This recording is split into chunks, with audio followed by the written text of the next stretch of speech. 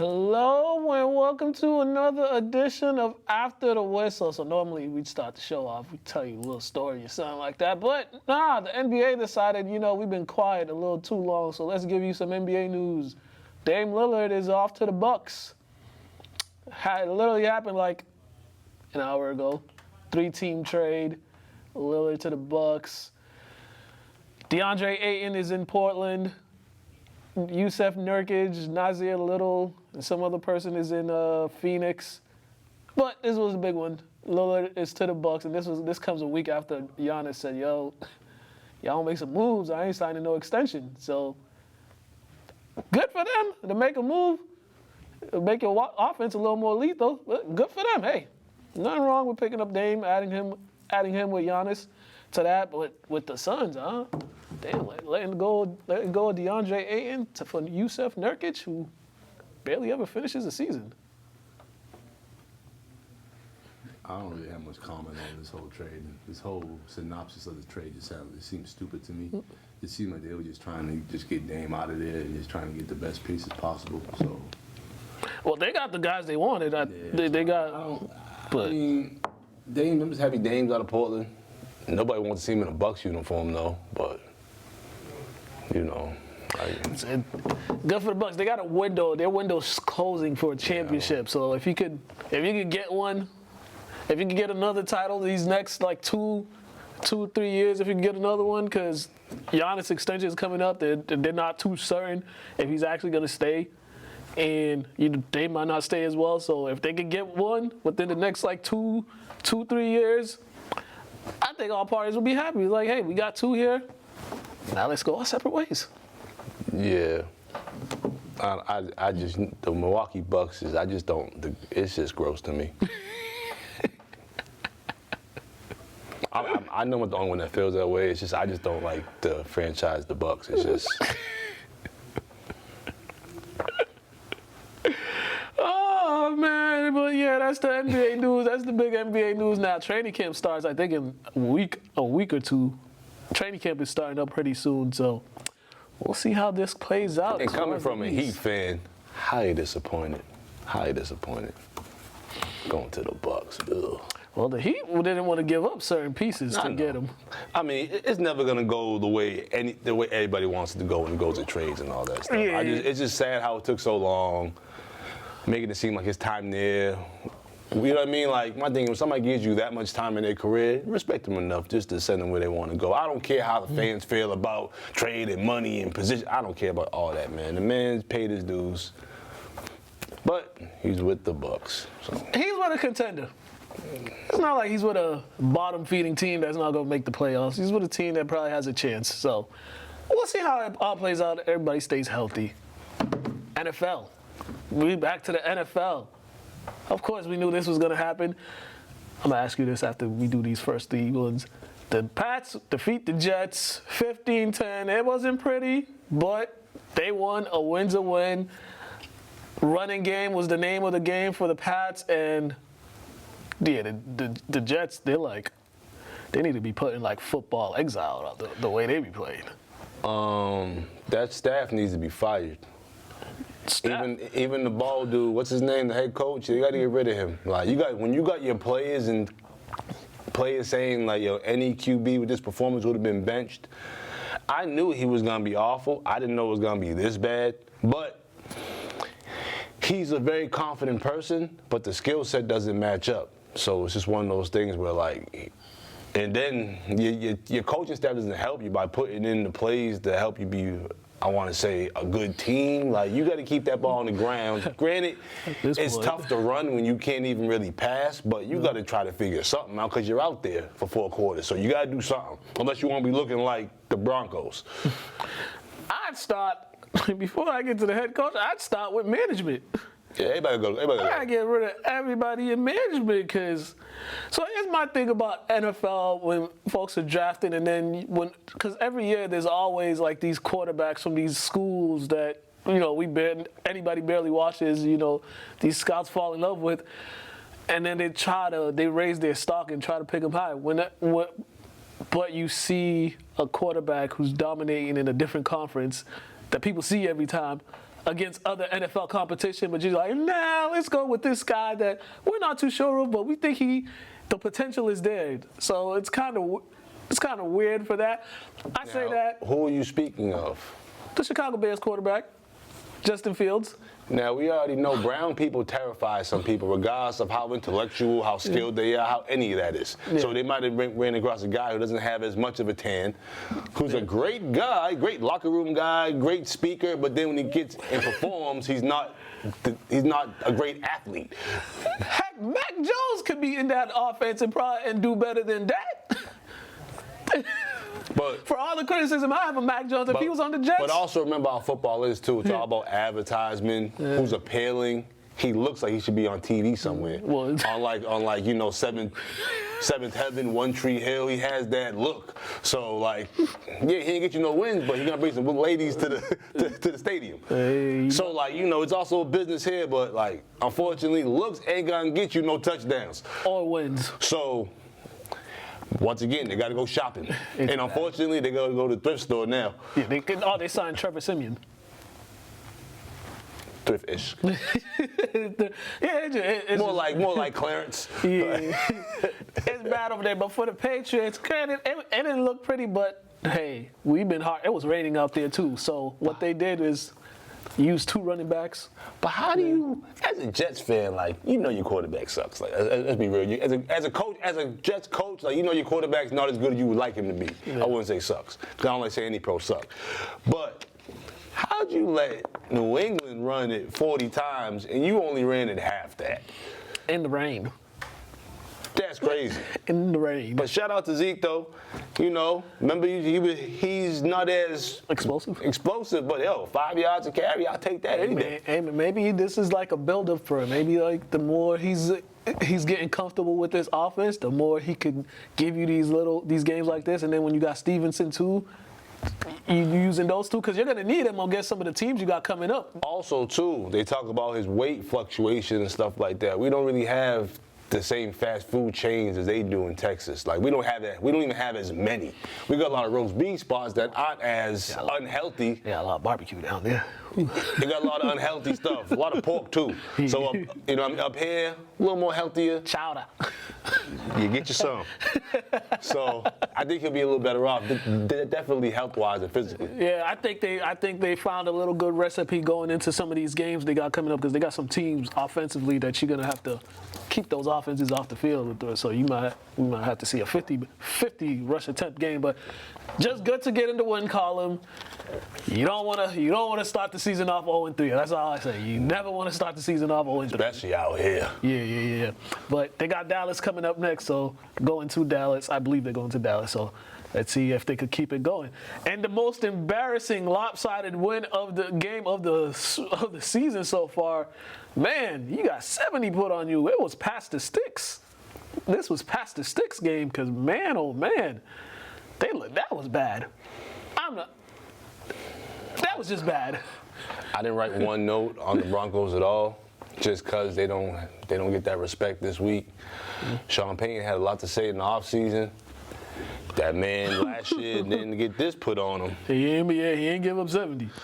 I told people I'm not betting against it. Actually, I'm not going with the Broncos until they show me that they can actually get a legit win. Mm-hmm. Russell, unfortunately, he's looking like the system was why he was who he was in Seattle. Granted, he didn't have an awful game, but your game don't even matter when you get 70 put on you. Like what you do doesn't even matter. Like they gave up 35 points in the first half. Shout out to the running backs.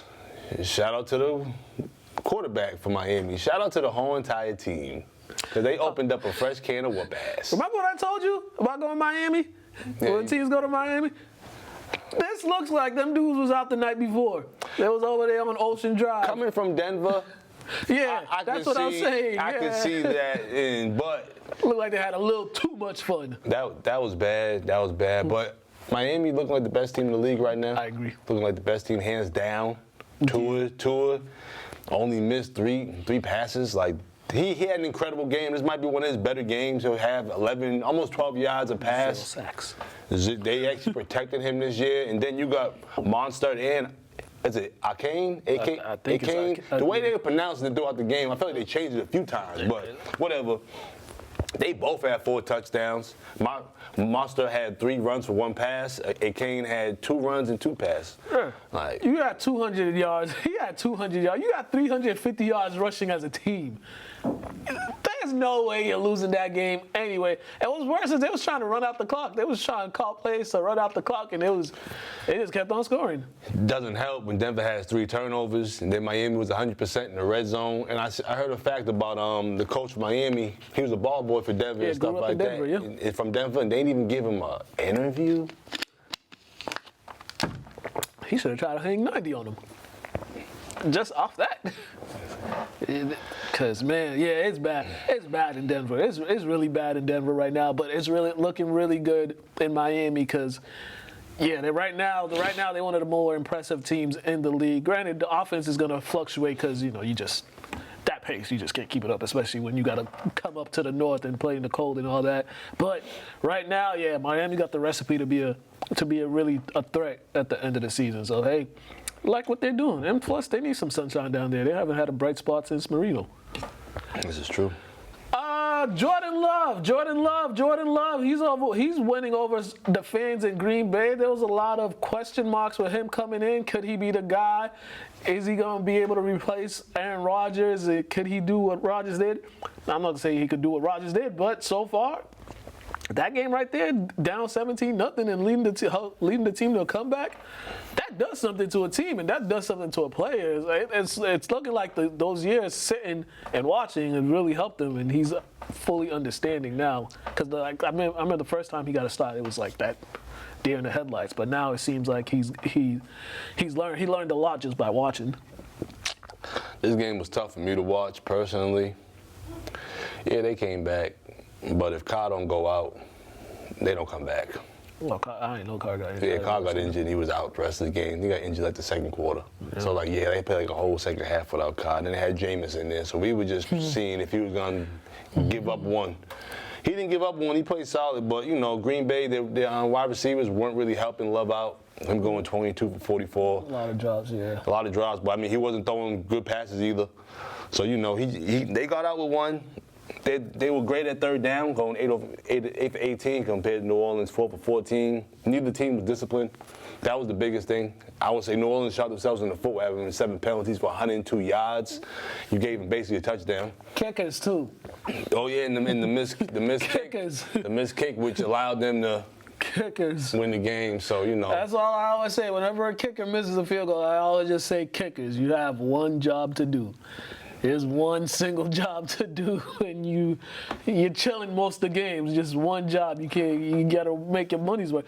I wonder, do they deduct pay from them if they miss game? Probably not, but they should. Right. But that's like deducting pay from a quarterback for interceptions.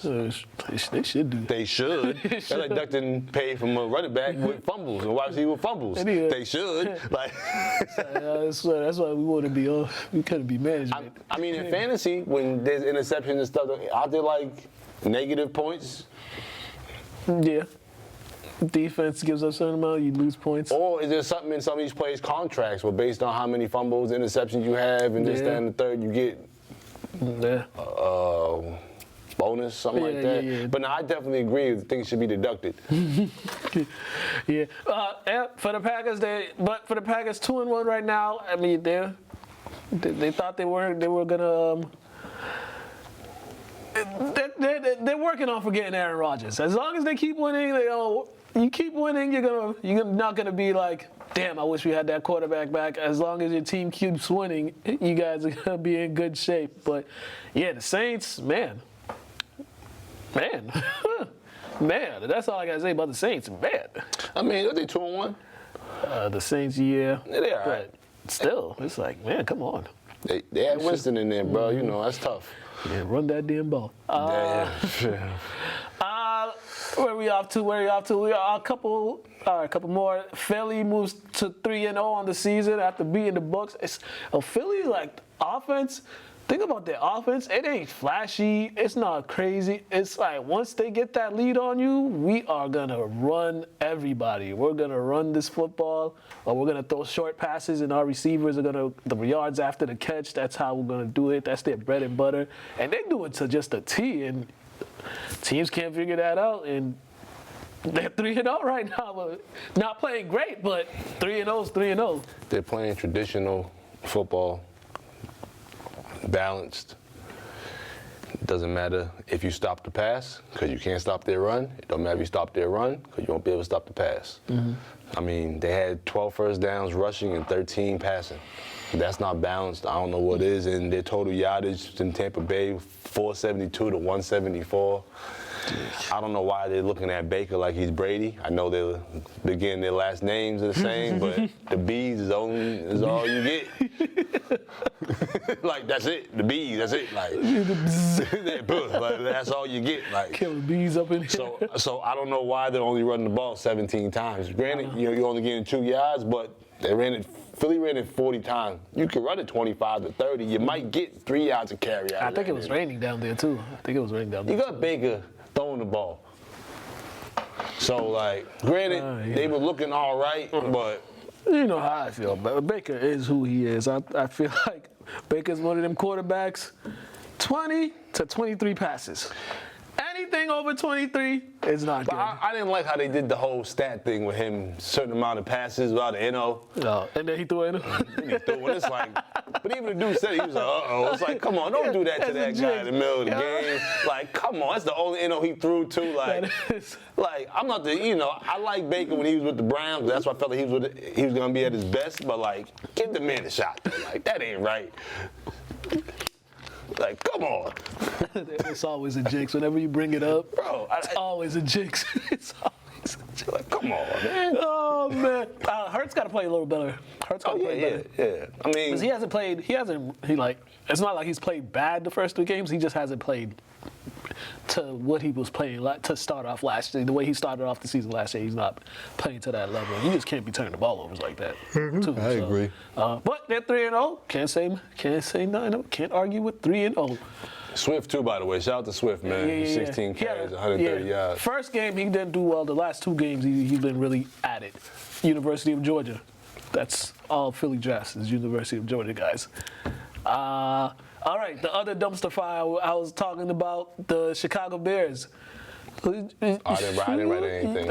I'm sick of hearing about the game personally. That whole franchise too. If you think the Jets are bad, this one is bad too. I think they had the GM, the defensive coordinator resigned because of some stuff. So he said he resigned for personal reasons, for family reasons, but there's some stuff he shouldn't be doing that he was doing. He resigned. Justin Fields called out the coaching staff, like I think after last week's game, like he don't like how he's being coached and how how they run it, calling plays for him and stuff like that. I mean, does he know the playbook? Does he know the audibles? I'm just saying, I get it. They give you plays to run, but you're the guy that has to call. You have to hike the ball. You have to, so you can audible some of these things if you actually know the playbook. So sometimes when the staff is so bad, no audible could save you, because that's what it's looking like with the Bears. That the entire, just like everything is just bad. Let's throw him in there too, staff. Though. Oh yeah, because he playing like trash too, though. That's coaching staff. Right. Player-wise, it's just bad over there. It's an abomination. I'm just not in agreement of like the quarterback just calling everybody out right after you losing, because it's like, bro, you're the one that's kind of like the face of the franchise. So now it's looking like you can't take it, like you can't take the hit.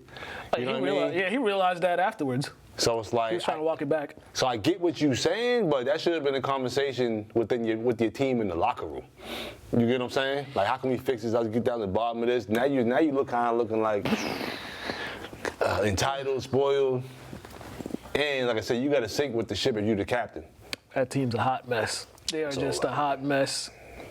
That's all I can say about that. We got to get out of this having this trend of like being so emotionally impulsive. You know what I'm saying? Like, you get in there, but then you got to backtrack it. How about you just care enough about your teammates and the coach and the franchise that you won't disrespect them at all? That's why I'm a big fan of not waiting to do an interview after a game. Like, But if you actually value the people you're around every day and all that stuff, there's certain things you would never say about them or to them. You know what I'm saying? Or to the media. Like, yeah, because doing an interview at like 10, 15 minutes after the game that's like, you're still emotionally frustrated. So it's like you're gonna blurt out some stuff and then you're gonna be, oh snap, I should not have said that. That's one thing. But yeah, he definitely should not have. I don't know why he got this on the screen. I ain't even gonna comment on it. They said you see what they said about how he looked like State Trooper? Yeah. The reason why I don't really want to comment on it, because we live in like a gross country where like the man won Super Bowls already. Where was all these jersey sales then? You get what I'm saying? So based on who you with will determine if your own kind supports you or not. Yo, that Super one killed me. You know what I'm saying? Yeah, I get it. So I'm like, the man been a Super Bowl champ, and all of a sudden now, like, the door opened up so his own kind could actually take him back in. Sure, I'd stay away from Taylor Swift. She gonna make a song about you after y'all break up. I like to talk about football, and that ain't football. So like, she gonna make a song about from what I heard about Taylor Swift music. She makes songs about her ex-boyfriends. You know, I only know one of her songs, and I like the music behind it. I don't know much what she's saying in it, so. You know, we don't listen to that, so that ain't our vibe. I don't know Taylor Swift stuff, but I don't even like being around them type of women. The only message you can get out of us from this is, fellas, shoot them shots in the DMs, because it worked for him, it could work for you. Even if you ain't got no money. Just shoot them shots in the DMs. Yeah, I rock with Mook with that. My advice, you ain't gonna,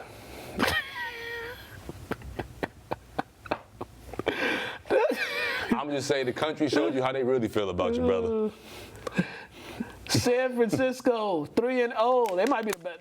Overall, I think they're the best team in the league right now. Overall, San Francisco, I think they're the best team as far as offensively, defensively. They've been playing the best. Granted, you playing the Giants. Saquon Barkley's not there. You got Daniel Jones, but San Francisco, they show what we always talk about, how like when we talk about girls basketball and stuff like that, how when they see an opponent they're better than, they just dominate them and don't give them a chance. That's pretty much the 49ers. I don't think the Giants could win if the 49ers just took a nap on the field. And I don't feel bad for New York whatsoever. We're the only state that don't care how bad New York is doing right now. Yeah, that's another one. They are trash. I mean, they are trash. They are trash. Like, hot Thursday morning trash. Everything's trash. Their quarterback's trash. Their receivers are trash. Their defense is trash. Didn't Saquon Barkley ask for a trade? No, he wanted more. He wanted a contract. He wanted more money. You want an extension? Yeah, he wanted. For this misery? You should have just held out. Well, he's sitting out now, so. I'll take an injury if I was him. Hey, he watching them out there go out there looking sorry, so gonna make the Giants evaluate themselves of who they should be giving money to, because you investing in the wrong people. And when I say the wrong people, I'm talking about the quarterback, because he is no good at all. He's no good. We talked about 3 bad quarterbacks so far. 2 of them play in New York. You know, we didn't even talk about week 1, how there was like, what was it, a record 14 black quarterbacks started week 1? Yep. They ain't messing up. That's something that, no, they are not. They playing pretty excellent. Yeah. And back in the day, they said they wasn't even smart enough. Ain't that an insult, man? Right. That's an insult. Right. Crazy. So San Francisco, 3-0. Here's their next 3 games. They got the Cardinals. They got the next 2 at home. Cardinals at home, Cowboys at home. Then they travel to Cleveland. That Cleveland game might be one of those games where you think they're supposed to win, but they lose. That might be one of those. I mean, Watson's playing better, but they ain't beating them. I got you. All right, let's go over to Craig. My voice. Craig, with your fantasy start, I'm going to pick him. Just to update you, my fantasy's going so bad for me. I'm 0-3 in 2 leagues. That's how bad it's going for me. So what would you call it, fantasy or something else? It's a nightmare. All right. That's what it is. So check this out with Craig, and then we're going to come back.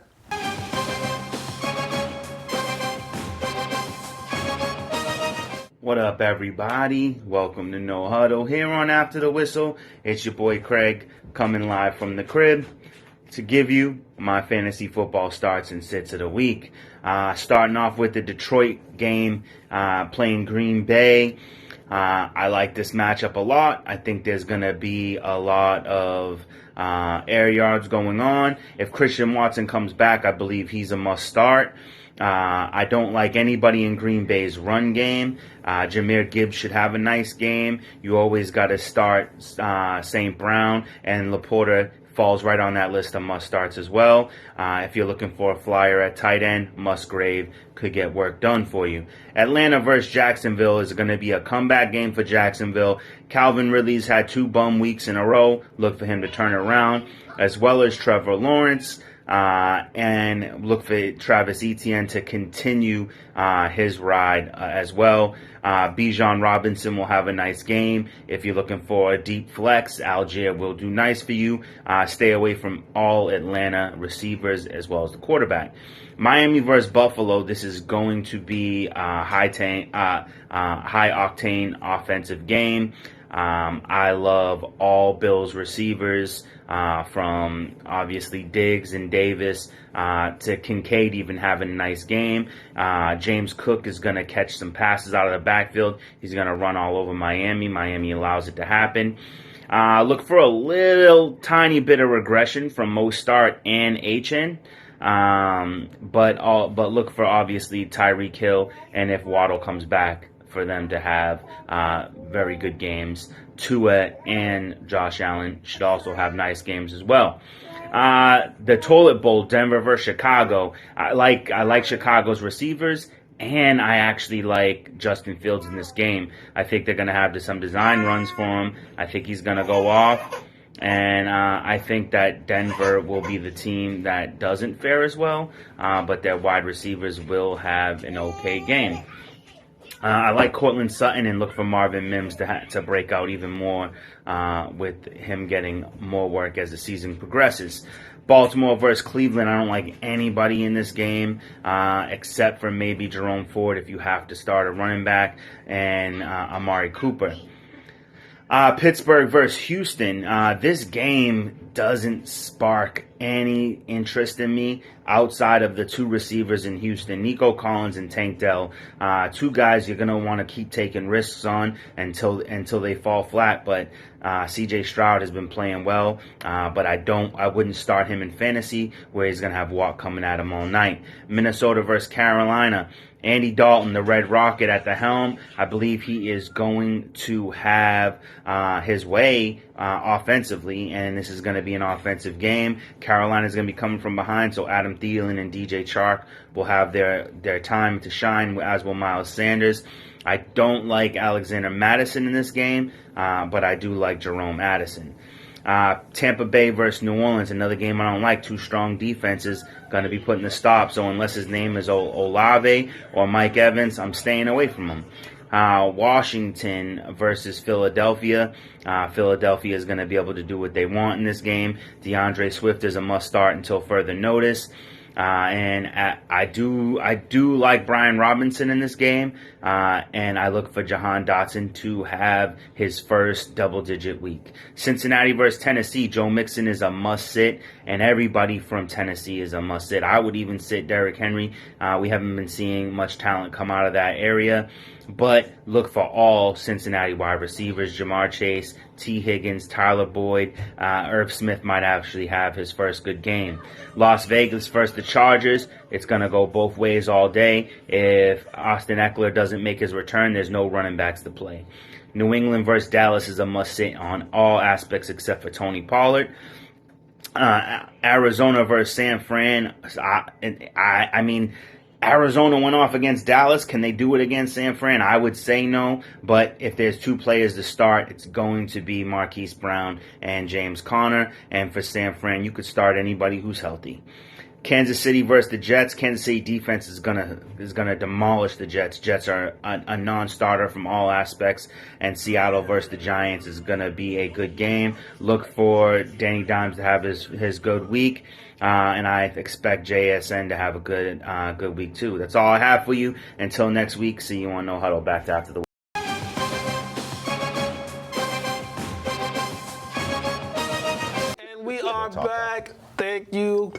that. I just had a thought. Before we, Steve Patrick's here. I just snuck in the building. Yeah, What's up, guys? He just snuck in. As far as Pop Warner, yo, do you guys know they don't do the Eastland, Westland game no more? No more. Corny. Yeah. Corny. It's because balls. one is youth and one is Pop Warner. I don't care. Corny. They need to play anyways. I understand. For one, did they finally get rid of the weight system? Yeah. Or was that part of the reason why? Yeah, they got rid of the age. Now it's like age. You know, I had some friends. It's ages now. You know, I see my friends growing up. You know, with trash bag committee, a couple of them trash bag boys like Mac and them like. So it's like we basketball players, we don't know no weight class. It's just whatever age you are, whatever tall you are. That's it. But have a birth certificate which you look too old. But that's about it. But now they should always have that game regardless. Them kids aren't that much bigger than each other, granted the age wise. So like because now they're playing. You know, they're playing age groups and stuff, so which is better, which is cool. But let them kids play. Yeah, that rivalry, I played in that rivalry. That rivalry goes back over 30, 40 years. Easy. It's just what it is, bro. Yeah, it's like, part of our, it's like classical English. Yeah, it's like, Same. And I don't care what leagues they're in. Play. They're kids, man. Play the game. Let them play. You adults get it together and let them boys. I think they'll do it. Play. They should, because they didn't have it last year, so. Let's talk to Jared. Let's talk to the mayor and see if he can get it done. That's corny. Yeah, that's lame. It's the adults involved. I don't even get into that Pop One. We make teams in the leagues I play in. Sorry.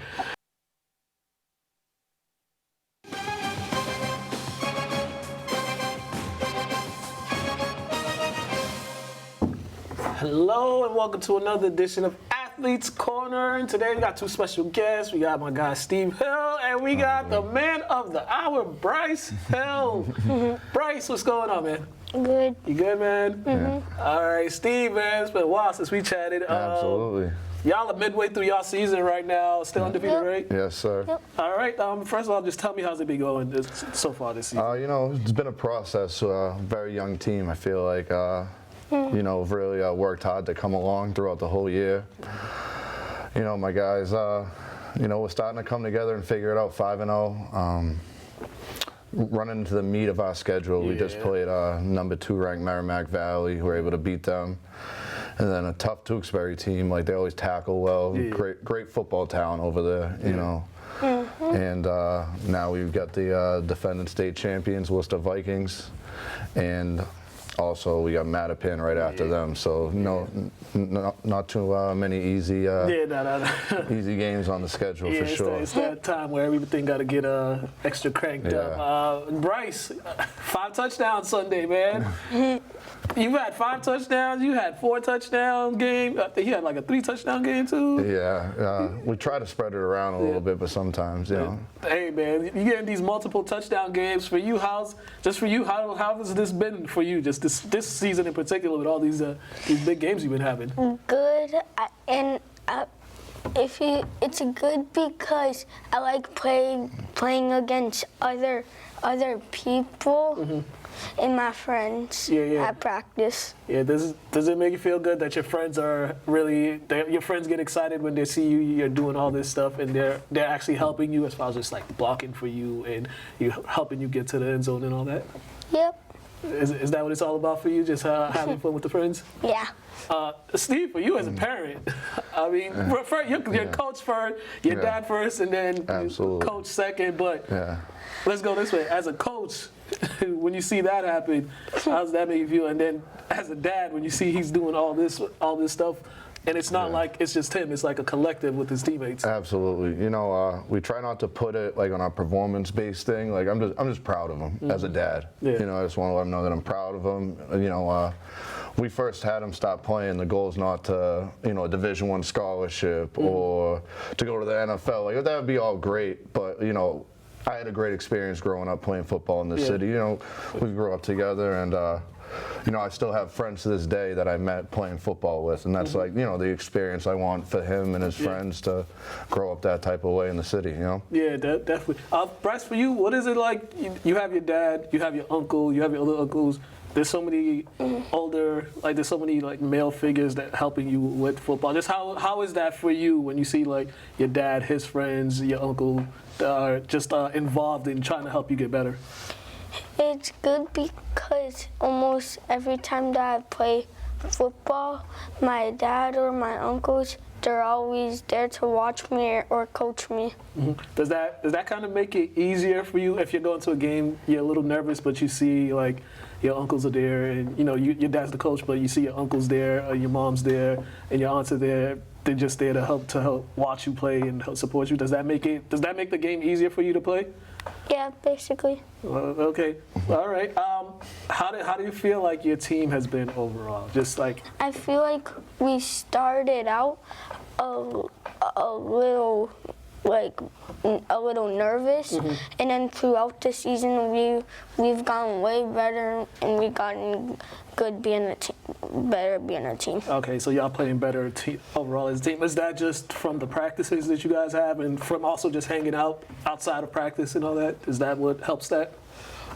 Yeah, because practice goes on and off the field and not off and not on the field. Yeah. We still get to see each other after the games and stuff. Mm-hmm. Yeah, that's a good way to build a team camaraderie. Is all them always being together. Basically, you seeing each other for 7 days a week. You feel like that makes it a lot easier just for everybody, even the coaches. Yeah, a lot of them are very close on the team that are friendly outside of football, and we kind of just all try to bring them together and create that experience that I was talking to you about for them. Yeah. Walk me through this game, this Tewksbury game you guys just played. Both of you can walk me through it, because this was a pretty highly anticipated game between the two.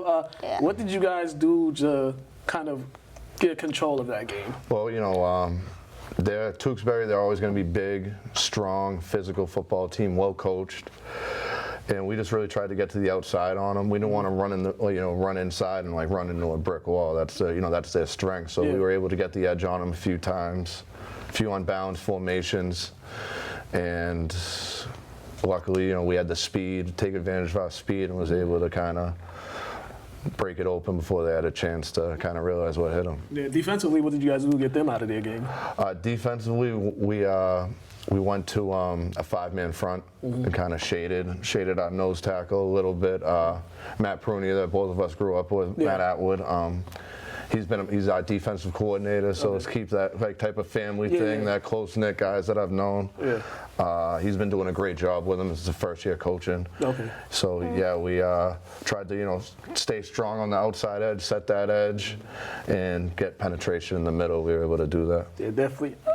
Bryce, you played a lot. From spring, you got the flag and all that. How did flag football help you get ready for? How did flag football help you for this part of the football season? It sort of gets me prepared by playing against other kids and starting to be running after a little. Mm-hmm. Also, it basically helps with after when you get out in the open field. Mm-hmm. All right. Yeah, Steve, is that just something? You guys are involved in flag as well. Yeah. I mean, is that what you find with the kids that are involved in flag, as far as the skill guys?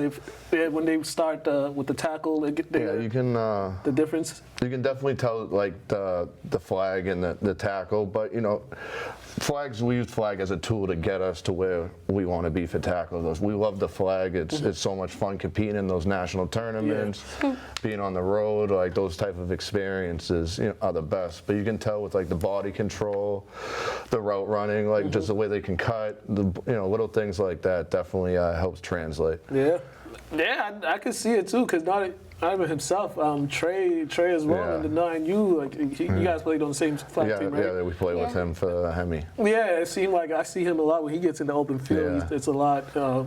It's hard to tackle him as well. We got a great thing going with the 9U and the 8U off season. We work out together. They're all friends, family parties and stuff, and kind of bringing them all up together in a good environment has done wonders for both our teams. Yeah, definitely. I mean, now, as you said, you guys are getting to the real thick of things in the season. Just how is it that, Bryce, for you, how are you getting ready for these next couple games? Because it's going to be against.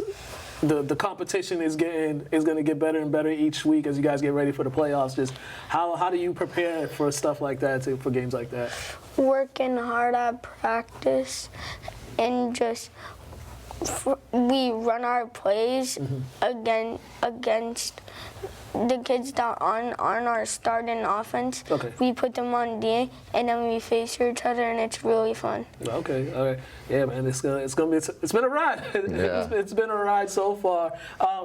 Lastly, just the whole Lynn Rams program, because it seems like there's a good thing happening from 8, 9, 10, 11, 12, even up to 13. It seems like there's a really good cohesiveness going on there within the program, and getting a lot of kids that want to play for you guys. How's just that been, seeing everybody, the success of all the programs? Yeah, we got a lot of good coaches down there, guys that have been around the game for a while.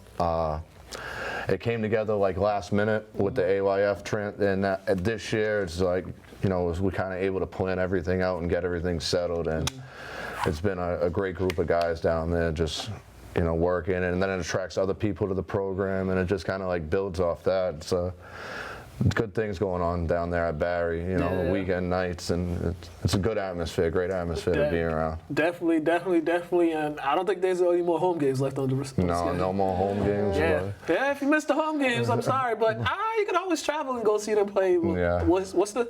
Yeah, Worcester, 10 a.m. Sunday, and then we'll be at Mattapan the following Sunday at 9 a.m. All right, make sure y'all go follow them, their Instagram page. Also contact them, social media and all that. Yeah. Contact them if you want to support them and all that, my guy. Thank you so much, Mukala. Appreciate it. Y'all don't know, me and Stevie go back. It's this is 2023, so we go back. We go back 20 years. Yeah, almost 2 decades, man. Yeah, it's almost 2 decades. I remember playing you in the corner. Right? Yeah. Connery Pickering. Ooh, man, we getting old. Yeah, we are, bro. Oh, man, you guys been watching Athletes Corner. Have a good one. All right, man.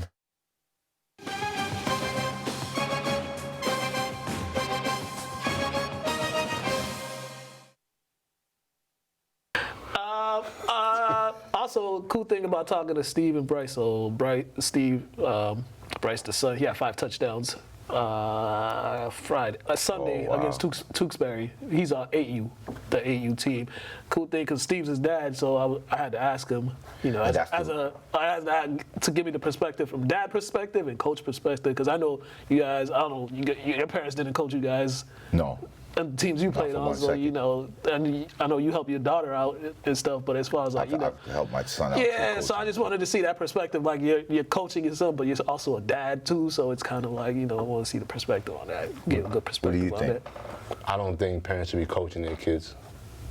There might be a moment in time when you coach your kid, but now let your kid be around some people that to learn to it's just different respect levels. So they have to learn respect for other people, not just your automatic respect for you. And then it's a lot of these people want to put their kid in a star role, knowing that their kid's not a star. So it's one of them things just help your kid flourish. And when your kid's away from you, then you see what you actually raise and what you're creating. When they're up under you, you're coddling them to a certain extent. I agree with you to a certain point. I think parents should coach their kids until they're a certain age. I believe to about 8 or 9. Is it training or coaching? Are we talking about? I say coaching. I say coaching because now you can teach these kids how to be coachable. Do you understand? At a young age, instead of you trying to jump on them or be their coach when they're already in high school and they already have different influences. If you get on your child early, I'm not patting myself on the back, but I coached my son when he was 4 years old, and then I stopped coaching him when he was 9. But at that age, let people that But is that really coaching or teaching? How to deal with coaches? To me, because at that age, 4 is you kind of teaching them. To me, coaching and teaching, it comes hand to hand. It's both. It's one thing to me. You know what I'm saying? Coaching is teaching. Teaching is coaching. In my book. I don't know. I mean, at the young age, especially at 4 between 4 to 8. 4, I feel like it's teaching, because you just teach them how to deal with being coached. Because if you say something about your coach to your dad, or vice versa, you're gonna be like, bro, that's your coach. You got to deal with and tolerate what he asks of you and things like that. So I just feel like at a certain age, I get what you're saying, but I feel like that's more teaching how to just be a respectful person. I also think it's on the coach as a parent to separate the two. You know what I'm saying? When you're coaching, you got to try to, if you're going to coach your child, you have to learn how to separate being a parent and being a coach or a teacher. Yeah. The thing he told me, because he got, I'll give you an example. Yeah.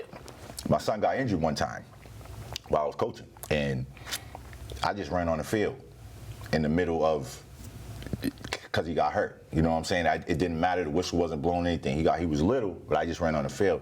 So the coaching went out the window, and the parent came in, and it showed. People was like, "Oh, that was cool," but to me, at the end, when I reflected, I was like, "Damn, I shouldn't have did that." I should have stayed in freshman mode.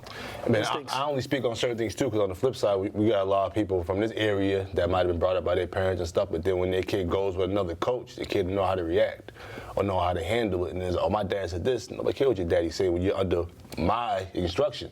So that's the pushback I feel sometimes. And yeah, I get think it. it's maybe it's like to a certain age. I think when you like, if you coaching them like youth sports and stuff, and then once they get older, Right, that's what I mean. Once they get older, I think like once they get older to the point where you just like, where I see him look at me like, "You're my dad, not my coach." That's when I was like, "All right." Yeah, that's what I was about to say. It's time to go. Yeah, that's what I was about to say, because it's also come to a point as a parent too. You just want to I just want to watch. I don't want to deal with all this and stuff like that. But it was a cool thing. Shout out to them for coming in. They're 5-0 right now. They got a couple games left before the playoffs, so. That sounds like a Florida trip. Hopefully. Let's go high school. We're going to high school recap, football recap with Joseph Barrett, and then we're going to come back. Got a fight this weekend. We're going to talk about that.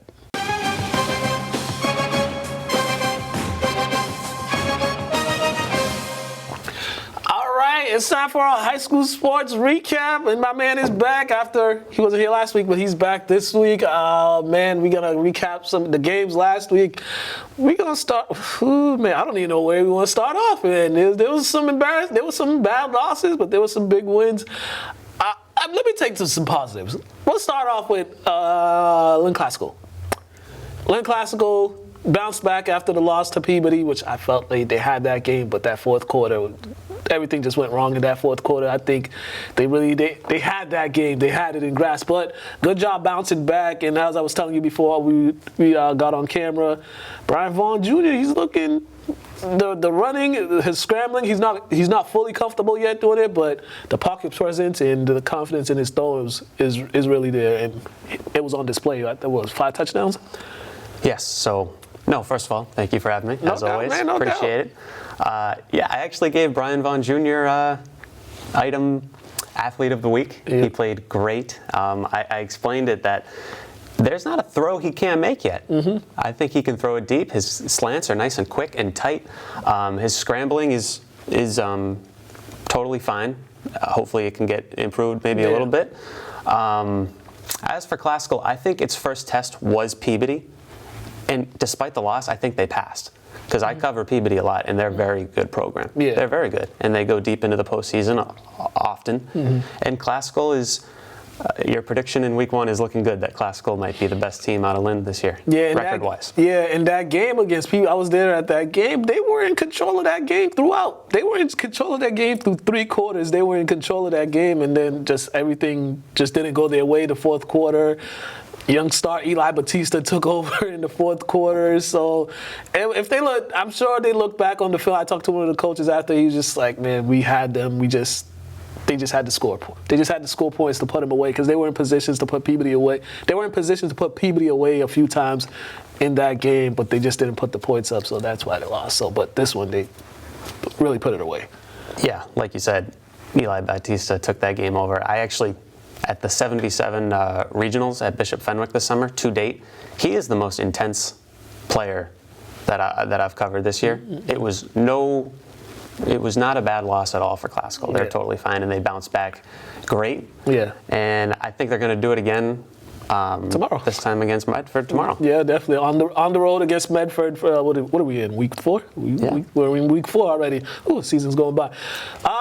Not so great. Well, before we get to the losses, but Kip Academy, they had a shootout with Neshoba, and another player that I had real high expectations coming into this season, Mornell Castro, and he delivered once again with 2 touchdowns, including the game sealing touchdown there.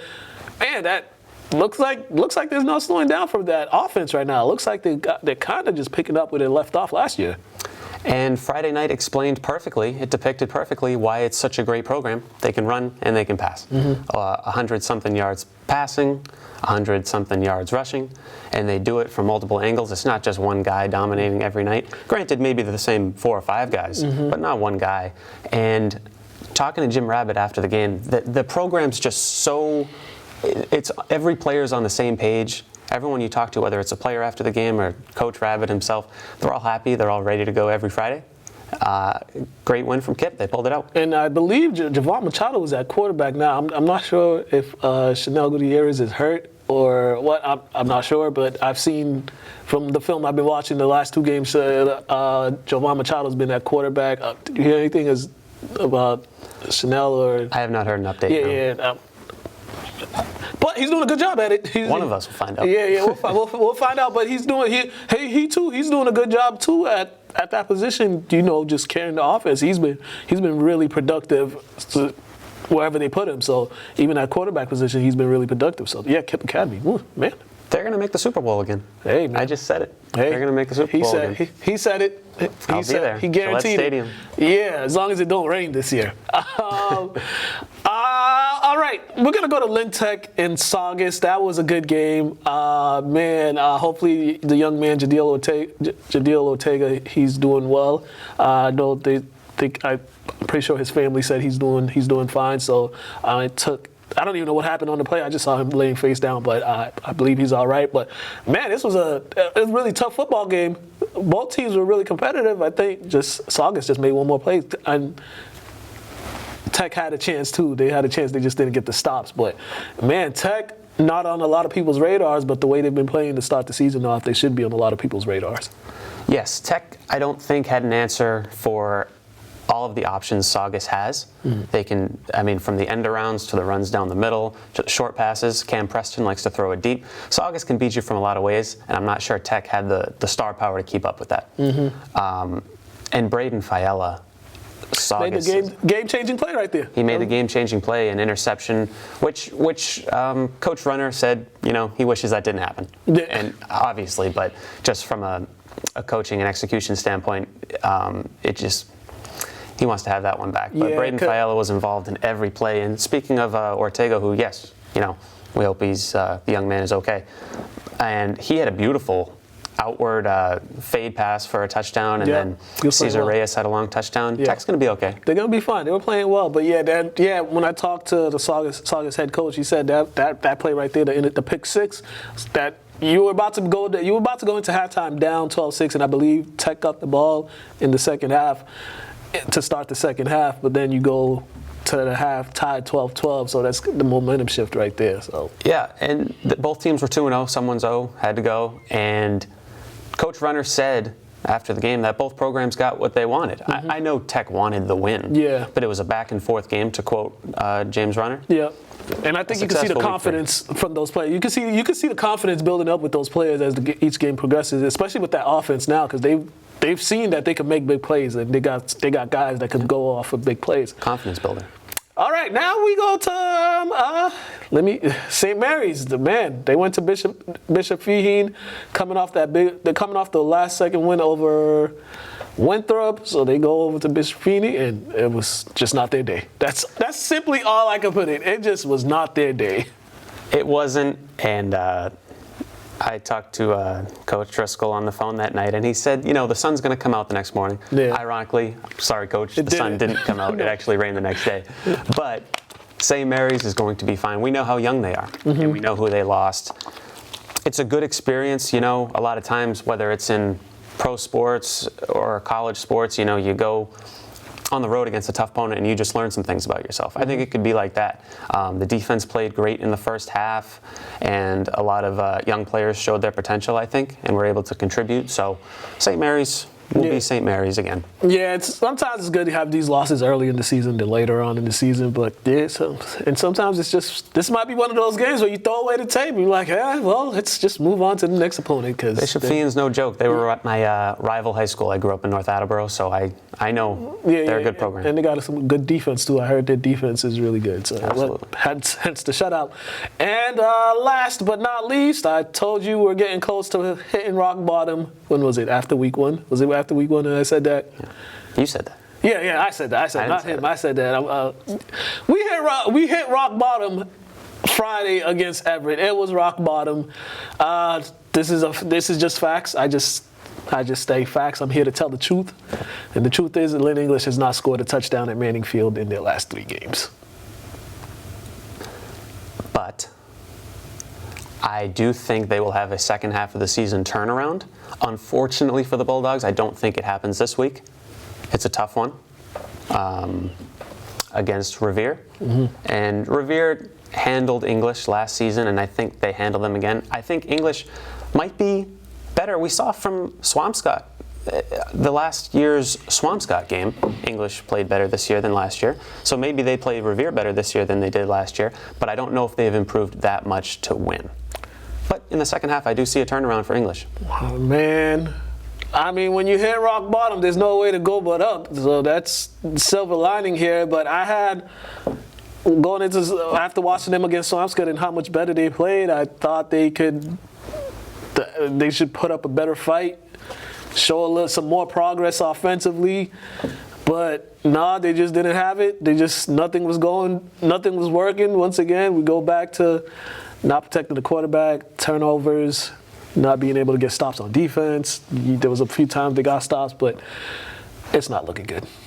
You're more optimistic than I am, and that's my school, but it's not looking good. I think it'll be just fine. It is not looking good at all right now. It's just not looking good. So, but maybe they could. I just want them to score a touchdown at home. Is that hard? Can I just get a touchdown at home? They'll have it. Oh man, yeah, they have Revere. I don't know. I think the start time it's listed at 5 o'clock, but I don't know if there's a doubleheader at Manning. Got moved to 6. It got moved to 6, so that's the only game at Manning on slate for Friday. Yes. Okay, so 6 o'clock. English is the only. Tech is playing at home on Saturday. Saturday at 6 o'clock. Yep. Oh, theirs got moved too. Tech. Tech's at 6, right, on Saturday? I thought it was 1. Oh, I hope it's 1. I hope it's 1 too. So we'll see. But look online for the schedules in the time slot. But Bulldogs, please get a touchdown this Friday. I can't come on here and talk bad about you. I can't keep coming on here and talking bad about my team. But y'all leave me no choice. It's not personal. It's just business. My man. Thank you for having me. I'll see you Friday and Saturday. Probably. No, I won't see you Friday. I'll be at a different game. I'll see you Saturday. I'll see you this weekend and next week. I'll see you Saturday. All right, we're out of here.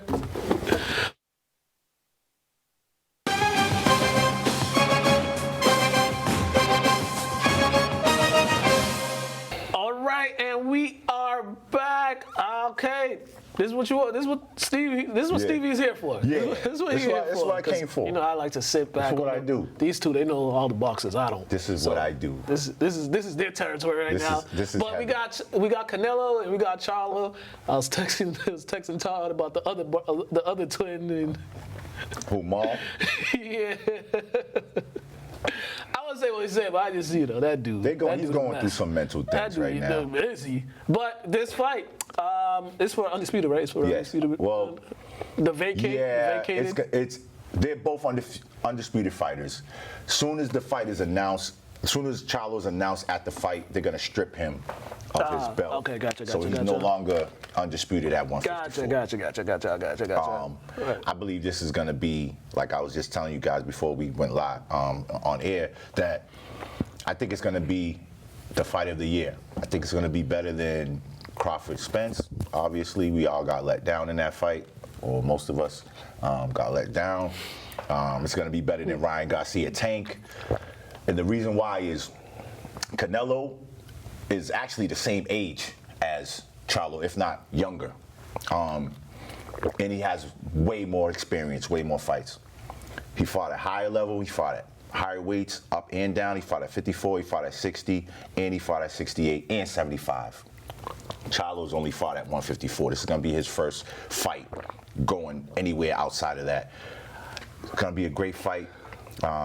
But I gotta give it to Canelo. What advantages do you guys think like Canelo has over Charlo and what Charlo has over Canelo, if there is any? Experience, so many different weight classes, bro. It's like getting punched by a heavyweight and you dropping down to, you know what I mean?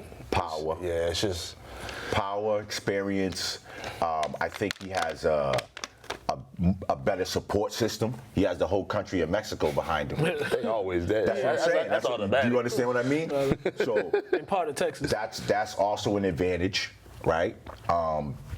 Just his overall, he's the face of boxing right now. Even though Tank, they say he's creeping up behind him, but I still think Canelo's the face of boxing until somebody dethrones him. And this could be the fight.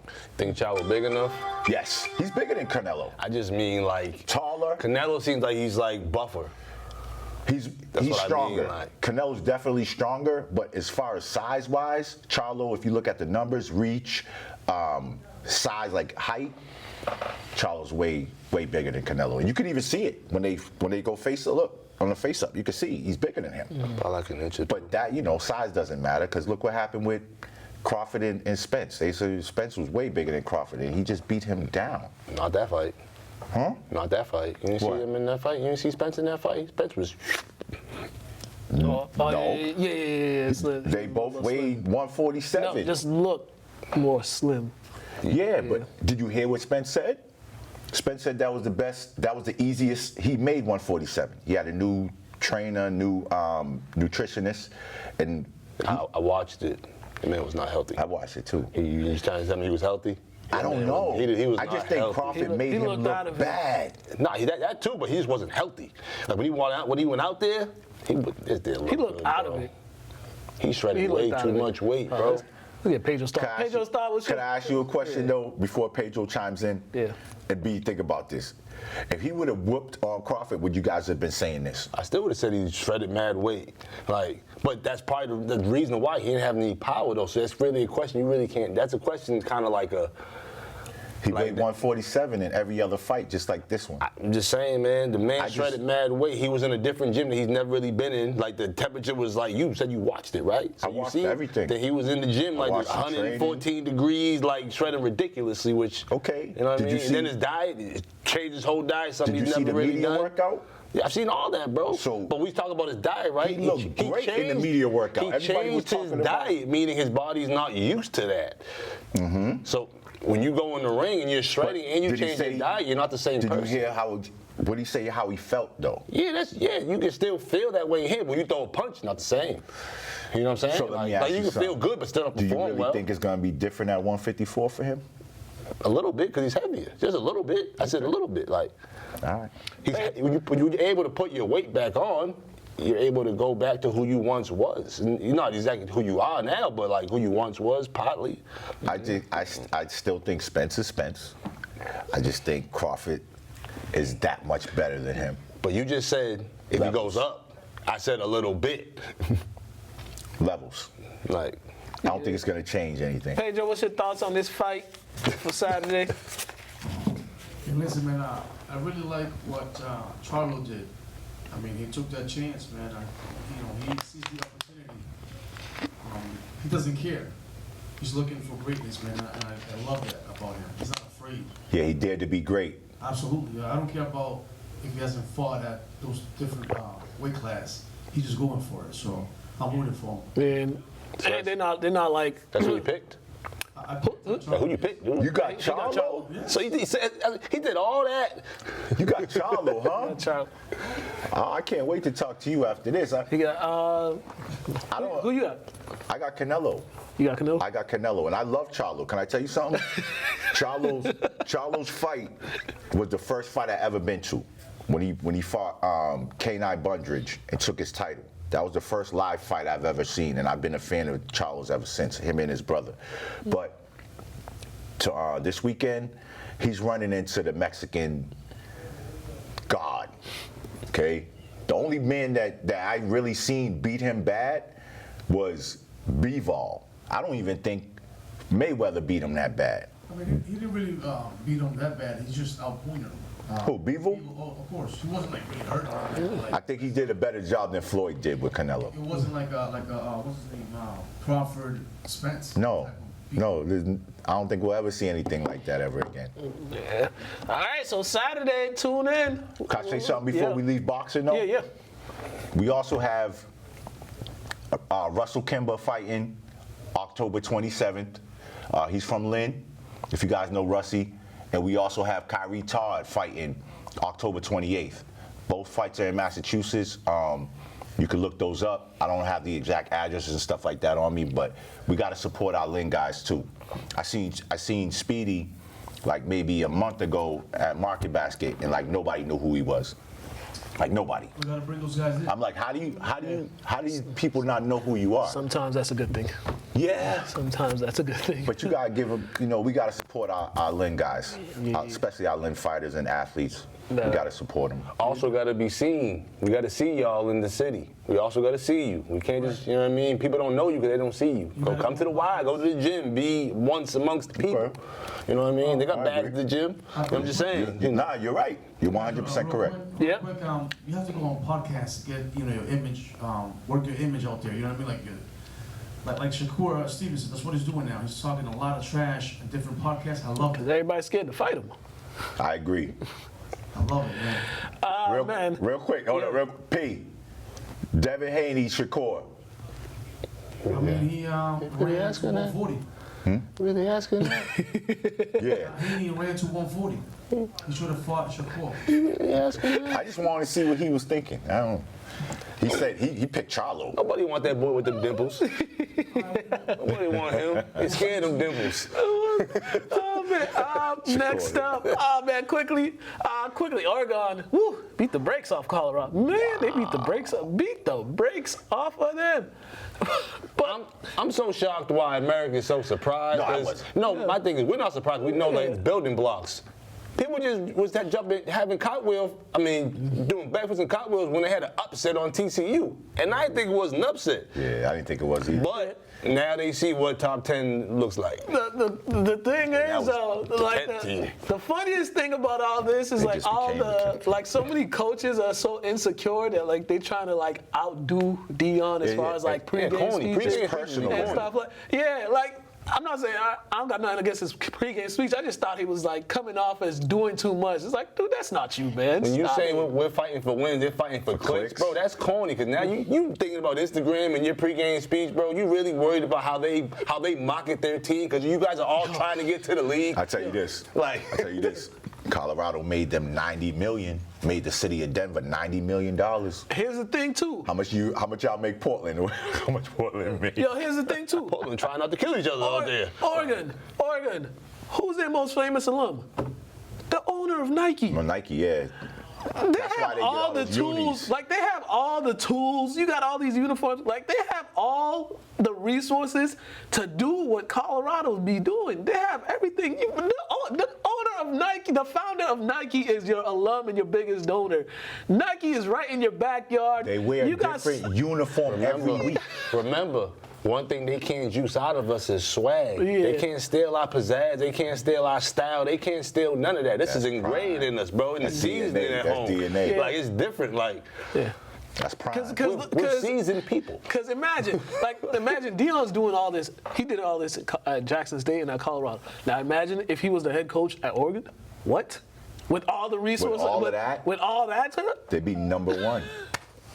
Yo. And I think Colorado's gonna next year. Bro, you know how many players are trying to transfer to Colorado after this year? Mm-hmm. Yeah. Like, and that's the thing. Like, when your influence is that heavy, all they can do is try to disregard your character. Yeah. Try to stop you from doing stuff. Oh, kind of like I'm dealing with right now. But things like that. So it's just one of them things. Is just keep being who you are, and that's just what it is. Yeah, like like I tweeted out at halftime when he made that, when he's like, "Oh, I hope everybody's watching this." I'm just like, dude, you are doing the most right now. Like, it doesn't even come off as authentic. And you're Oregon, they're Colorado.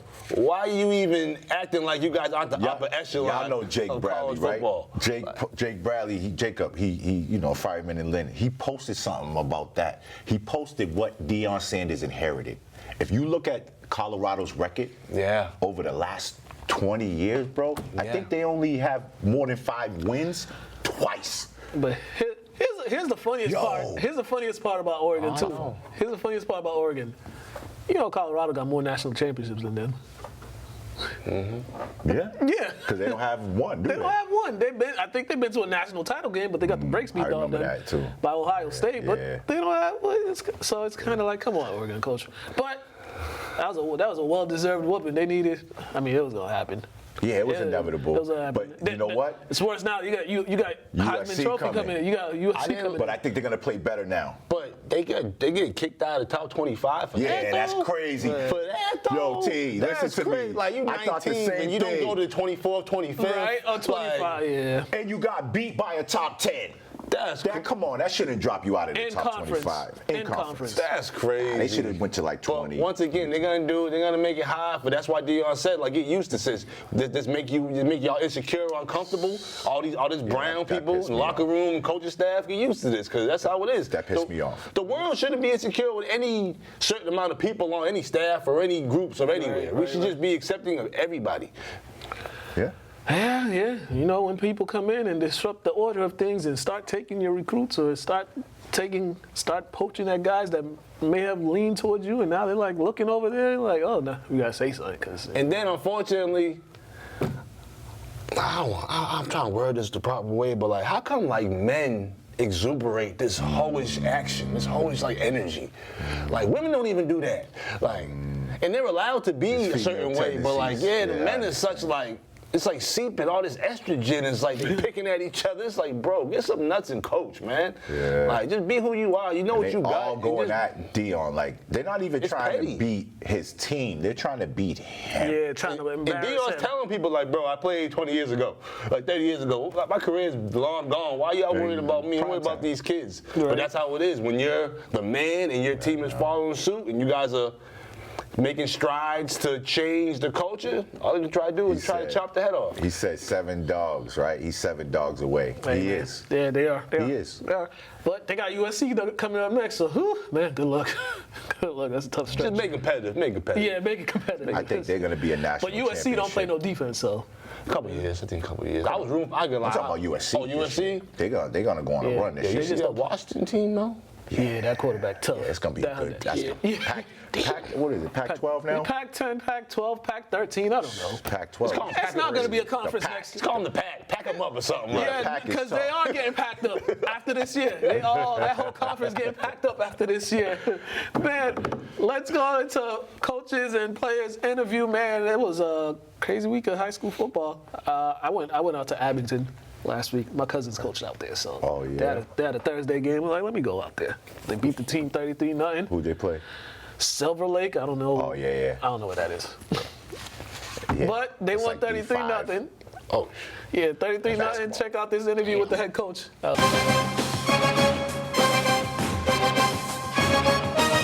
There was a point in the first half, right before the first half, you were about to kick the field goal. They called the timeout, and then you elected to go for it, and then you guys ended up getting the touchdown. What was the thought process on that? Why did you change your mind on that? Well, you know, we said, hey, we're going to be in this situation again sometime during the year, okay, where, you know, we're going to have the 4th down and, you know, we could kick the field goal and, you know, and get the field goal kicker to feel better about himself because, you know, he still has got to work. He's got a lot of work ahead of himself, you know, but we said, yeah, but let's go get the 6, see if we can get the 6 on this.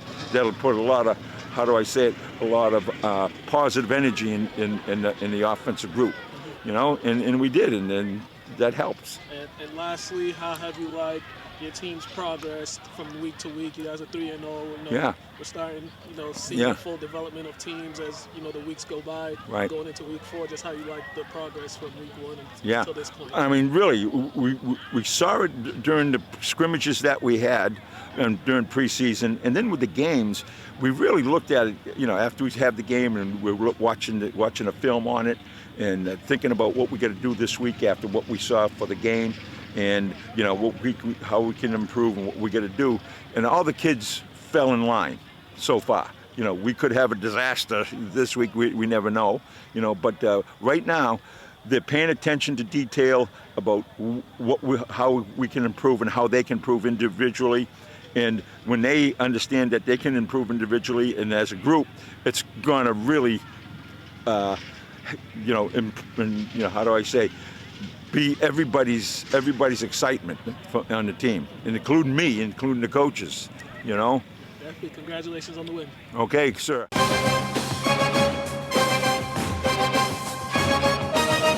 All right, we are back. I wasn't even in Lynn last week. I was in Lynn for one game. What happened? No, I was just because I went to Malden Catholic game on Friday. English was playing Everett. I was like, yeah, let me go over. Let me go over to Malden Catholic. I mean, yo, I love the kids in my city, but when we was on the field and we saw them 7-on-7s and they playing throw, they ain't even catching the ball, bro. Yeah. It's like, bro, can y'all catch something other than STDs? Like, Jesus. Oh man, Malden Catholic head coach Joe Gaff. This game, they were so happy because this was their first win in 2 years. Malden Catholics. They're playing a tough conference. They play St. John's Prep. They play Catholic Memorial. They get W's over there. Nobody talks about their football team. You really think about basketball. So when they hear how bad their football team is, it's like, damn, y'all that bad? Yeah, but they got their first win, so they're happy now. They want more. So good for them. Good for them kids. As they should. Yeah.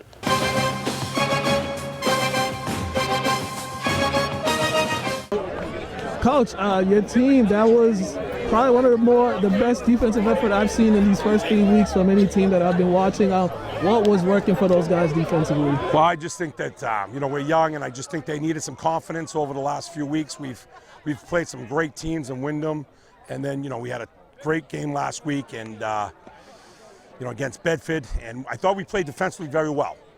We just gave up a couple big plays, and their quarterback is unbelievable. I mean, he runs all over the place. So that was our biggest chore tonight, stopping him. And I thought our linebackers, defensive ends, Ben Howard and Jaden really played well today. Yeah, speaking of, I know Jaden, he had that moment, he fumbled in the first half, but how did you like the redemption he had, just stay focused and he didn't let that play bother him throughout the contest? Just told him to be himself. He's a really good player. He's mature. He's been in big games, and just told him to be himself, go have some fun. And then you can see that I think he carried the ball about 22 times tonight, and he made some great plays. See, Ben, he was disrupting their flow throughout the contest. How he set up the entire defense, because it seemed like the way how he was going to set up the back end, those guys really stepped up too on the back end and some of those deep passes. Yeah, once we got Ben, Ben's a great player, but we got some great linebackers behind that did a great job tonight. But once we got the contain down on the weak side, it really made a difference to vice that great quarterback they have. And lastly, just how proud of you guys. I've seen there's a lot of enthusiasm right now. Just how proud of you for these young men just to get this win and, on a Friday night, on a beautiful night like this. Well, it's Cancer for the Kids night tonight, and they take that to heart because they know a lot of kids that struggle and that can't play this great sport. So we were talking about that all week, that it was a bigger thing just in football. And I think they wanted to win. I mean, I think the difference tonight is we learned how to win. We learned how to finish, even though we got too many penalties. But we're cleaning things up. We only got 9 seniors, so we're pretty young. All right, Coach, congratulations. Thank you very much. Appreciate it, all right? Thanks for coming out.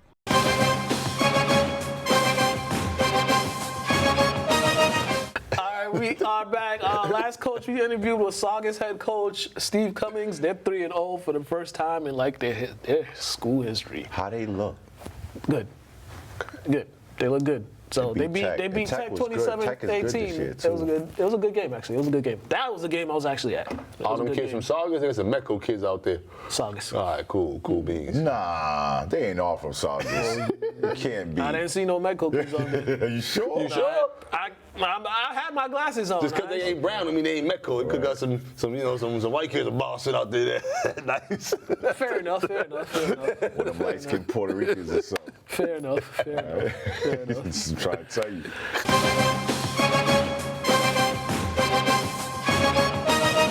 All right, Coach, this was a really hard-fought victory for your teams. It really came down to it.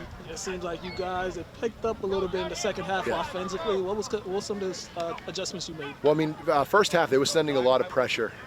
They do a great job with their 3-3 stack of shifting line and sending linebackers. So they were coming from different places. We had to just kind of tighten up a little bit. Our offensive line at halftime, we spent a lot of time just kind of addressing what was being shown up front. Our offensive line stepped up huge in the third quarter, fourth quarter. We were able to run the ball and get the ball down.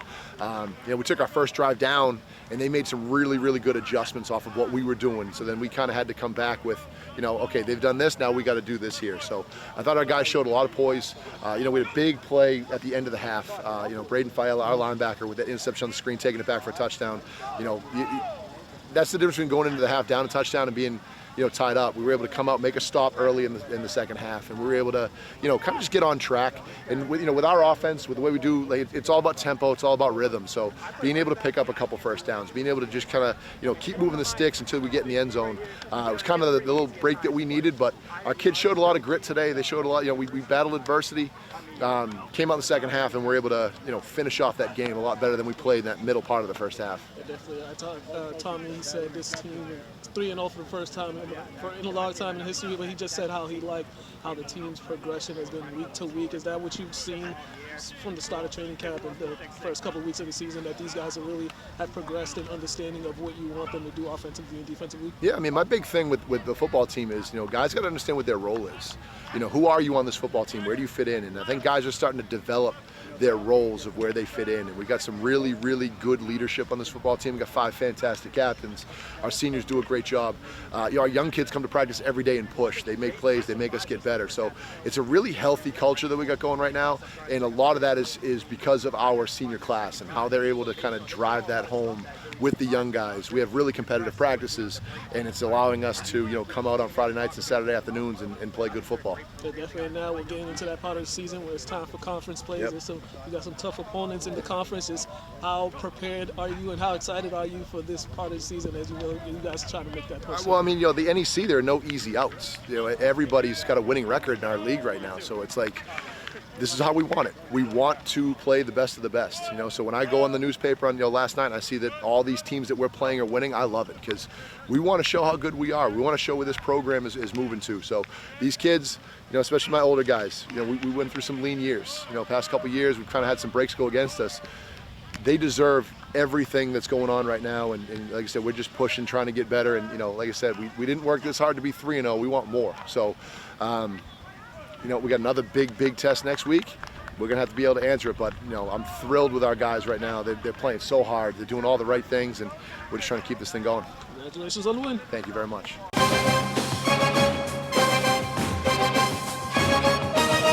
Oh, man. All right, we are back. We are back. Oh, by the way, if you want to watch the full show, like the full show, you got to go over to YouTube, because when we program this on TV, y'all only get about an hour. YouTube is where the full show is at, just because we got this time frame. I learn something new every day. Yeah, just want to let the people know that. Yeah, I knew that. Yeah. I did not.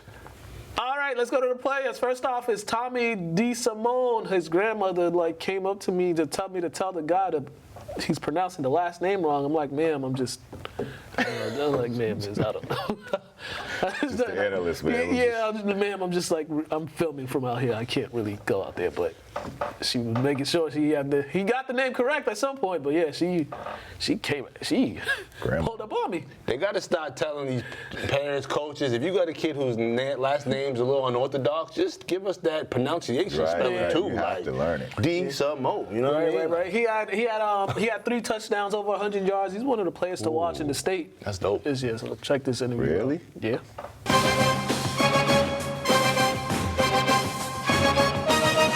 All right, Tommy, this was a hard-fought game. You guys really battled it out. I mean, what got you going in the second half? Well, we had a big talk in the half about our line, and I pulled them aside myself and talked about how much of a brotherhood we are, and that was all done in the second half. I mean, they were moving bodies, getting holes for me, so all that performance for me in the second half was all because of my line. Definitely. And what did you guys do? It seemed like they had a few chances to stop you guys, for them to get the momentum, and you guys made a key 4th down plays. What did the offense do in those 4th down plays to convert? We just we took our time. We went on timeouts. We discussed plays. Coaches are great at listening to players and our input. So we realized what side we thought would be best on certain plays, and we trust our guys to execute. You guys are 3-0 right now. Yep. This was a really hard-fought game that you guys played. How do you like how the team is going as you guys move forward? We're working hard right now. I mean, this is the first time Saugus has been 3-0 in 15 years. So this means a lot to me, and the entire time of Saugus. This town deserves to have a good team for once, and we're so happy that this is the season we're having right now. Congratulations on the win. Thank you, sir. Yes, sir.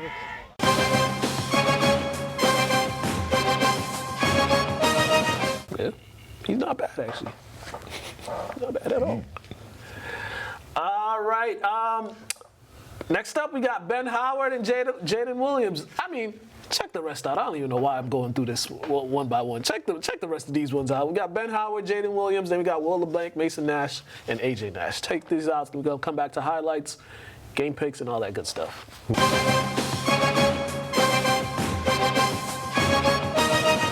Fellas, you guys just pitched a shout out today. First of all, let me get with you, Ben. You got the first touchdown of the game. You had a sack, a strip fumble. Just what did you do to disrupt the offensive line and all that? To disrupt their offense, I really just played my game, did my assignment, did what the coaches told me to do. We did this in practice. I wouldn't have been able to do it if my coaches wouldn't have, they told me what to do. I just followed the assignment. We got it done. And also on the back end, too, it seems like they had a lot of shots to try to go deep. It seems like your defensive backs really stepped up. Lockdown. Hey. Seatbelt. Oh, that seatbelt. Yo, boy, that's a donut. Shutout. That's a donut. Pitch the shutout. Yeah, Jaden, you had that moment. I know you fumbled. Hey.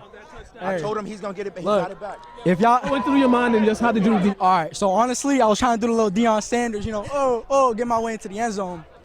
I was like, damn, now I got to go get back. Now I got to go really tote the rock. That's what I did. All right, just overall, how does it feel? Just you guys did a whole team effort. This was a big team effort. How did you guys feel? I'm so proud of all these guys. We worked our asses off all summer, and we've been working our asses off in practice. We deserve this, man. We deserve this. We do, but yo, it's just one win. We got a few more coming. Practice next week. Come on.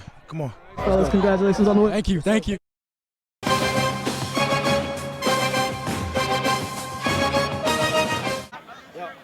Fellas, 33-0 shutout right today. What was working on defense that you guys really didn't let them get going? When they did get going, you guys forced the turnovers, got stops.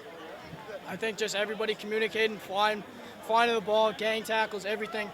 I think everything just went right for us tonight. We caused turnovers like that every game. No one's going to be able to beat us, and I think it's coming up. Definitely. Offensively, what was working for you guys in the run game? Was that just your offensive line giving you guys the best opportunities and you guys taking full advantage of that? Offensive line produced perfectly today. That's exactly what we've asked of them. That's exactly what they did today. We were able to just ground it, just keep it going on the ground all day, and that's why we got 33 points. Huge holes. All the line. Huge. Definitely. What have you guys seen? We're like 3 weeks into the season now. Offensively, what have you guys improvements that you guys made from week 1 to now? What have you guys seen? Just being smarter. Like the last 2 weeks, we had so many penalties, which was killing us. And this week, I don't know that we had that many. I don't think we did. Yeah, it was probably like 3 or 4. Yeah. We kept our aggressiveness all week too. In practice, we were ready for them. We've been ready for everybody. And we're going to continue this throughout the season. And how does it feel just to start the season off still undefeated? Great. Amazing. Can't start much better. Not satisfied though. Yeah. Still not satisfied. We can finish it. Still hungry. All right, congratulations on the win, fellas. Thank you. Thank you.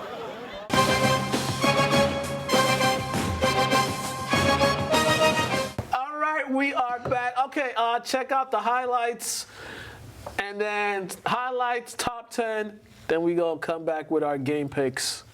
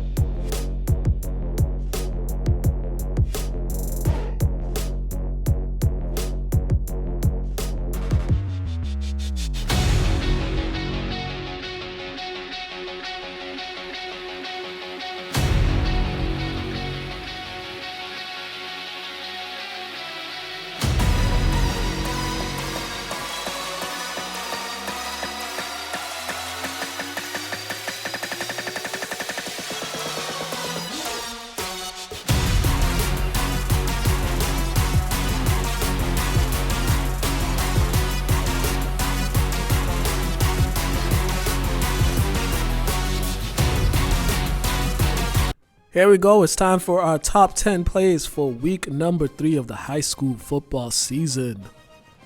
At number 10, it is Kip Academy quarterback, running back DB Javon Machado. He takes the snap, he goes up the middle, and he goes 45 yards for a Panthers touchdown. Lynn Classical is at number 9. Brian Vaughn Jr. throws the short pass to John Naskey. Naskey makes one guy miss. He cuts back, gets good blocks from his teammates, and he's off to the races for a Rams touchdown. At number 8, we go to Abington with quarterback Michael O'Reilly. He throws it up. Is that Gronk out there? No, that's just tight end Connor Pease with the touchdown reception for the Green Wave. At number 7, it's Kip in Neshoba Valley. This time it's Neshoba. Receiver Anthony Pineda. He catches the pass on the trickeration, makes a few guys miss and makes a few run into each other, and he's off for the touchdown for Neshoba.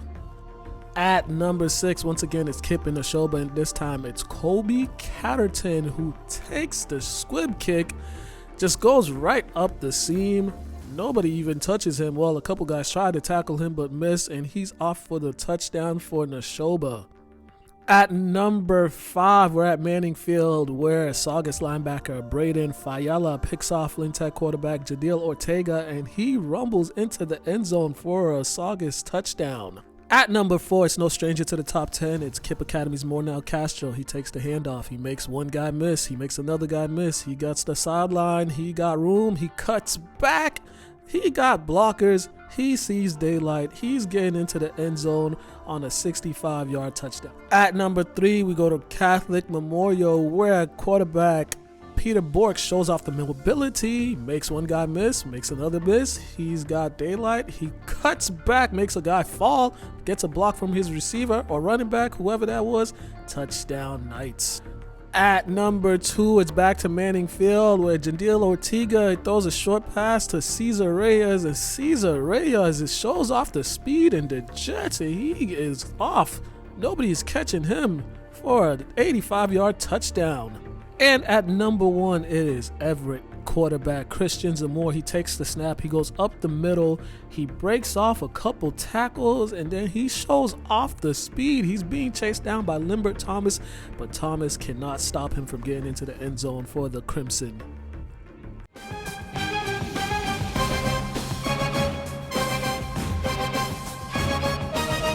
We are back. Okay. All right, you gotta surprise me. Before we go to our game picks, Stevie missed the first half, so he didn't know Dame got traded to the Bucks.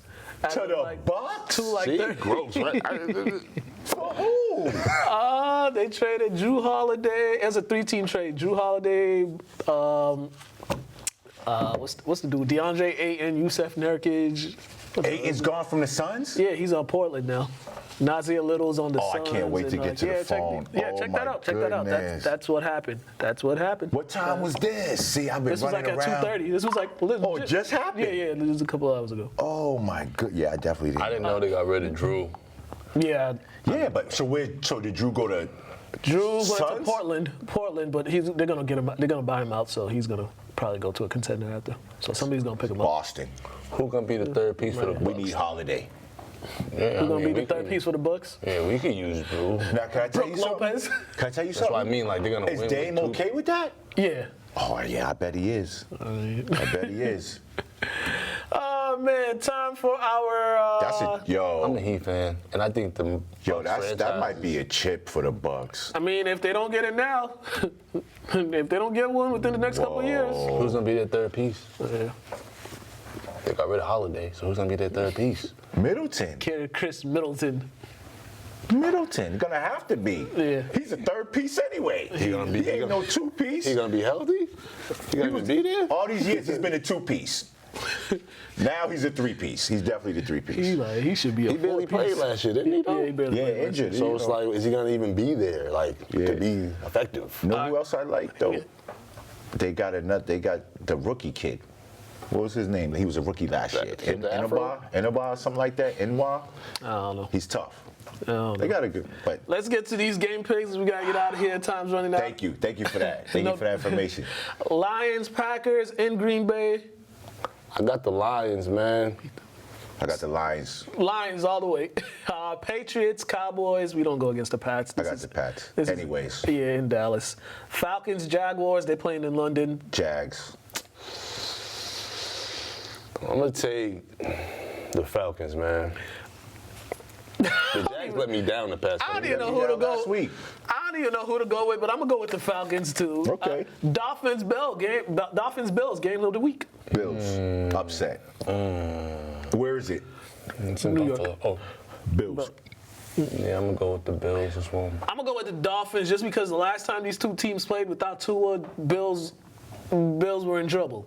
So I'm gonna go with the Dolphins. Broncos, Bears. Oh Lord have mercy. What? They're both 0-3, right? Can I pick a tie?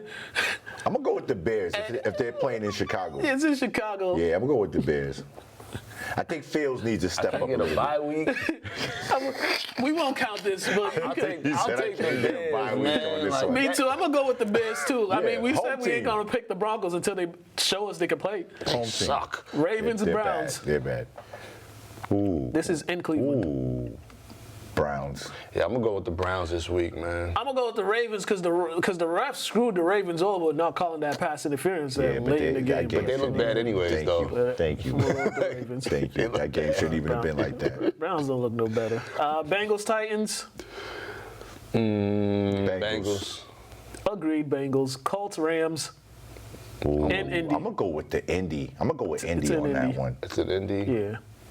I'm gonna go with the Rams. I'm gonna go with the Colts. Actually, I'm changing mine. The coach, the Rams' offense is they're trash. They're bad. Bucks, Saints. Huh? Bucks. Hold up. Baker Mayfield. Didn't they just play? Nah.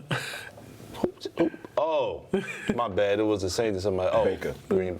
You said Bucks Saints. Yeah. This is in New Orleans. Is Cobb playing? I don't know. Sure, he's day to day. But I don't think he's gonna play this week. Yeah. He got like a sprained shoulder. I'm picking the Saints anyway. I'm playing with the Saints just because they're Winston? home. They're home. That's all. That's the only reason. can't Commanders, Eagles. Eagles. Oh my God. Agreed. That's the Vikings, best team in the Eagles. league. Vikings, Panthers. Ooh. They both 0-3. Yeah. I'm gonna go with the Vikings. I'm gonna go with me too. I'm gonna go with the Panthers. I'm gonna go with the Panthers because at some point they're gonna turn on Kirk Cousins. Steelers, Texans in Houston. Texans.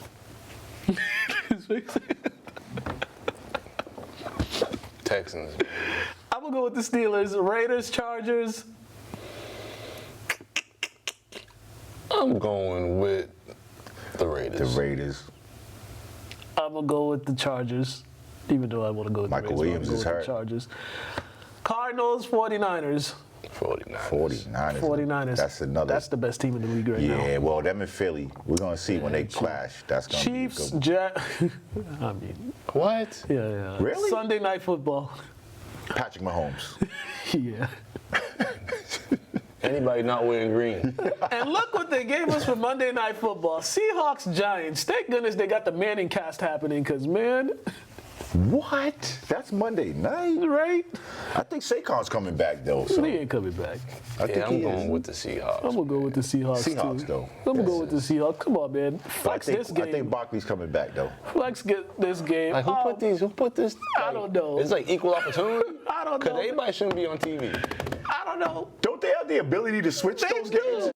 Sometimes they All you gotta do is just send the camera crew somewhere else. Yeah, man. And say, yo, you're playing on Monday instead. like shit, like. Yeah, just switch camera crews. Just switch camera crews. Send them somewhere else. Make sure you follow us on Instagram, LCTV After the Whistle. Follow me, Mukala K. Follow Todd, Mr. Burton 23. I'm on Instagram. I am on Instagram. What is it? We don't know your Instagram. Yeah, it's Spell God. He is on there. Yeah, he is on there. Spell God. I didn't know. Now I know. Steve will be back next week, so to recap the fight. Oh yeah. To recap the fight. Hopefully he'll show up before we start filming. Yeah, I'll be here on time next time. It's all good though. It's all good. Anybody that knows me knows I'm never. We got through the show. We'll see y'all next week. Have a good one, ladies and gentlemen. Yo.